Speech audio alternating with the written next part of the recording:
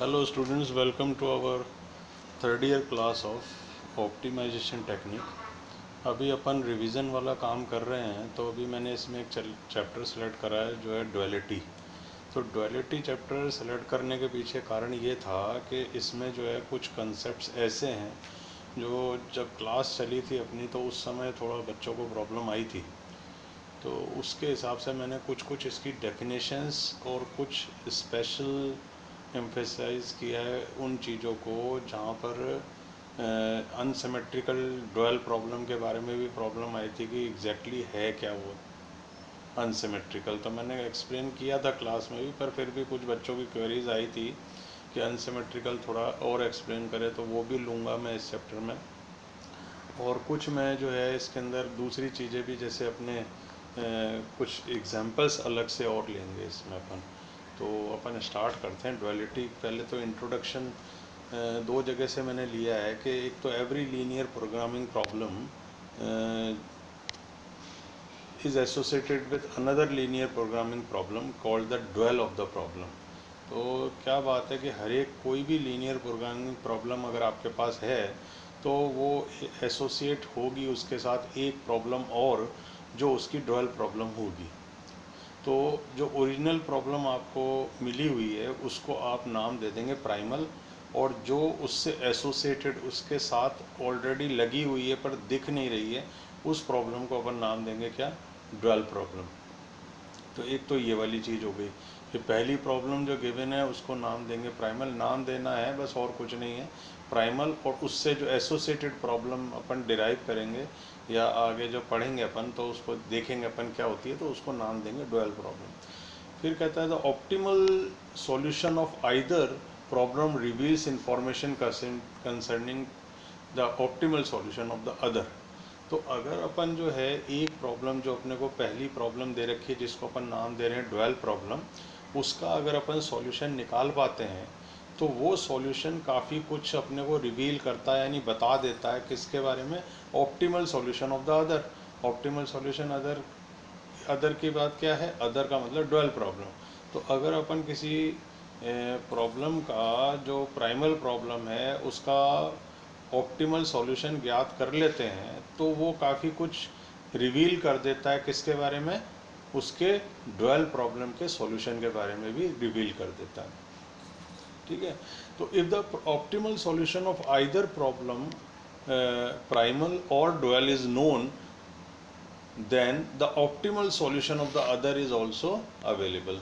अब एक चीज़ और है कि अगर हमने ऑप्टिमल सॉल्यूशन निकाल लिया किसी एक प्रॉब्लम का, या तो प्राइमल का निकाल लिया या डुअल का निकाल लिया, तो अगर प्राइमल का निकाला है तो डुअल प्रॉब्लम का सॉल्यूशन भी अवेलेबल होगा, और अगर डुअल का अपन ने सॉल्यूशन निकाला है तो प्राइमल प्रॉब्लम का भी सॉल्यूशन हमारे को अवेलेबल होगा। तो ये कुछ इंट्रोडक्टरी जो है उसका इंट्रोडक्शन है डुअलिटी के बारे में, अपन क्या सोचते हैं वो ये वाली चीज़ है।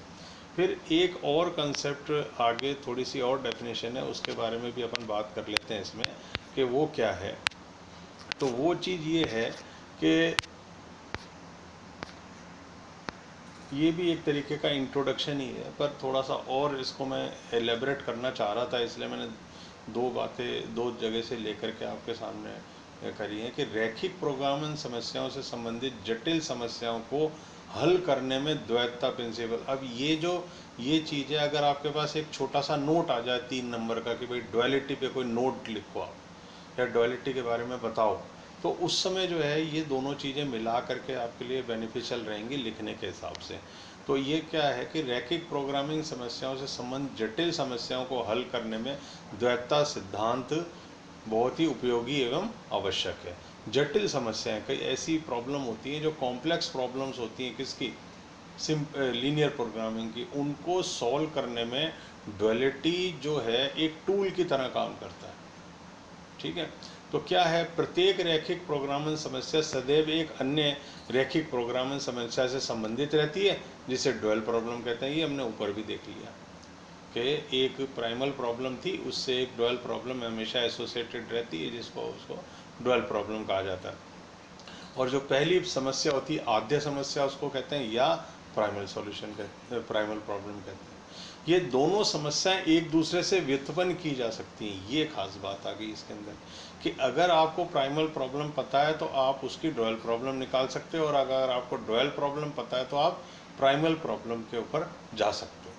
तो एक ये खास बात हो गई इसमें। जब किसी रैखिक प्रोग्रामल समस्या को हल कर पाना कठिन होता है तो उसे द्वैती समस्या में बदलकर आसानी से हल किया जा सकता है। अब आसानी से हल किया जा सकता है कि नहीं किया जा सकता वो तो बाद में अपन करेंगे। सबसे पहले अपन ये कहते हैं कि मान लो हमारे पास कोई प्राइमल प्रॉब्लम आई, तो प्राइमल प्रॉब्लम को आपने सॉल्व करना शुरू करा, कहीं आपको आ गई प्रॉब्लम, तो आपके पास एक टूल है डुअलिटी। आप क्या करोगे, उस प्राइमल प्रॉब्लम को डुअल प्रॉब्लम में कन्वर्ट कर लोगे पहले। अब देखोगे क्या डुअल प्रॉब्लम के फॉर्म में हम उसको इजीली सॉल्व कर पा रहे हैं। अगर कर पा रहे हैं तो अपना काम हो गया। तो ये चीज़ खास है कि भाई प्राइमल प्रॉब्लम्स को अगर हल कर पाना इतना आसान ना हो तो उसकी डुअल प्रॉब्लम हम बना करके उसको सॉल्व करने की कोशिश करते हैं, और हो सकता है कि वो प्रॉब्लम आसानी से सॉल्व हो जाए। इसके विपरीत यदि द्वैती समस्या क्या कहता है, द्वैती समस्या का हल ज्ञात है तो उसकी आद्य समस्या का हल भी सुगमता से ज्ञात किया जा सकता है। और अगर डुअल प्रॉब्लम का सॉल्यूशन आपको अगर कहीं मिला हुआ है तो आप क्या करोगे, उसकी प्राइमल प्रॉब्लम का सॉल्यूशन भी आप ज्ञात कर सकते हो। तो और आगे क्या कहता है इसमें कि इस प्रक्रिया को द्वैतता का सिद्धांत या प्रिंसिपल ऑफ डुअलिटी कहते हैं। तो अब हमने इस जो डिस्कशन था इसमें 2-3 तरह की डेफिनेशन देखी हमने। सबसे पहले तो हमने डेफिनेशन देखी प्राइमल प्रॉब्लम, जो एक प्रॉब्लम गिवन है उसको प्राइमल प्रॉब्लम कहते हैं। उससे एसोसिएटेड एक प्रॉब्लम होती है जिसको डुअल प्रॉब्लम कहते हैं। ठीक है, दो चीज़ तो ये देखी। फिर हमने ये देखा कि एक्चुअल डुअलिटी की अगर हम बात कर रहे हैं तो डुअल प्रॉब्लम करती क्या है। तो डुअल प्रॉब्लम ये करती है कि किसी कॉम्प्लेक्स प्रॉब्लम को जो कि प्राइमल फॉर्म में है उसको अगर डुअलिटी उसकी लिख करके हम सॉल्व करते हैं तो हो सकता है कि वो प्रॉब्लम सॉल्व करना इजी हो जाए, और जैसे डुअलिटी का डुअल प्रॉब्लम का सॉल्यूशन आ जाता है तो उसकी प्राइमल प्रॉब्लम का सॉल्यूशन हम उससे निकाल सकते हैं। तो ये इसकी यूटिलिटी है डुअलिटी की।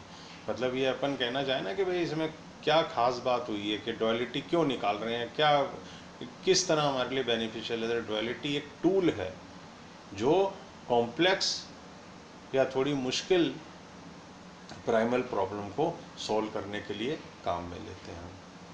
तो ये हो गया। और फिर इसमें एक और अपने प्रिंसिपल ऑफ डुअलिटी जो यहाँ पर आया, द्वैतता का सिद्धांत।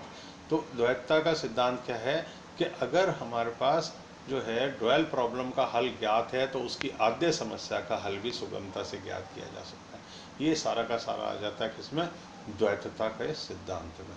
तो ये जो मतलब डिस्कशन अपन ने किया है एक पेज का, इसके अंदर आपको जो आप इसमें डेफिनेशन के फॉर्म में निकालना चाहें उसको डेफिनेशन के फॉर्म में निकाल लें, और जो यूटिलिटी के फॉर्म में कि द्वैतता सिद्धांत की यूटिलिटी क्या है, what is the significance of duality, तो उसके फॉर्म में भी आप इसको अलग से एक आंसर के फॉर्म में इसमें से निकाल के लिख सकते हैं।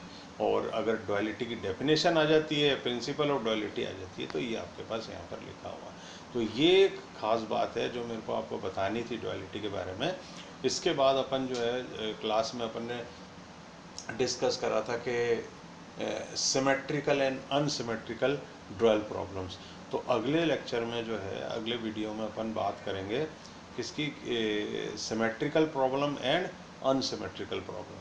तो आप लोग जो पहले अपन ने क्लास में करा उसको भी थोड़ा ध्यान से देख लें कि what is all about symmetrical problem and unsymmetrical problem. फिर जब पढ़ा हुआ होगा तो फिर अपन उसको ज़्यादा क्लियर कर पाएंगे कि क्या डिफरेंस क्या है। एक छोटा सा डिफरेंस है जिससे सिमेट्रिकल प्रॉब्लम का नाम बदल के हो जाता है क्या, अनसिमेट्रिकल प्रॉब्लम। कोई खास डिफरेंस नहीं है, छोटा सा डिफरेंस है, पर वो अपन नज़रअंदाज करते हुए आगे बढ़ते हैं तो अपने को लगता है इसमें तो कोई डिफरेंस ही नहीं है दोनों के अंदर, पर डिफरेंस है।